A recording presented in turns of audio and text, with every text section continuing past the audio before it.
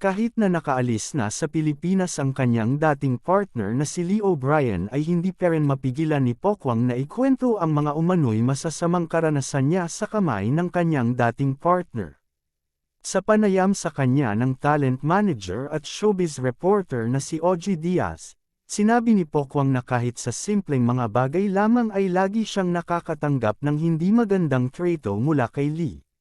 Isa umano sa mga karanasan na hindi niya makakalimutan ay noong tanungin niya si Lee tungkol sa paglo-like niya ng mga larawan ng mga babae sa Instagram. Agad naman pumalag si Lee at minasama umano ang tanong ni Pokwang kaya't nauwi ito sa pagtatalo. Matapos ng pag-uusap ay inakala ni Pokwang na tapos na ang kanilang diskusyon kaya't natulog na lang muna siya. Ngunit nagising na lamang siya sa tubig na ibinuhos sa kanya ni Lee. As in binuhusan niya ako ng tubig. Basang-basa yung kama, ani Pokwang. Nangyari umano ang insidente noong pinagbubuntis niya si Malia. May mensahe rin si Pokwang sa mga nagsasabing bitter siya. Hindi ako umaano intindihin niyo ako. Problema niyo na yun kung hindi niyo ako maintindihan.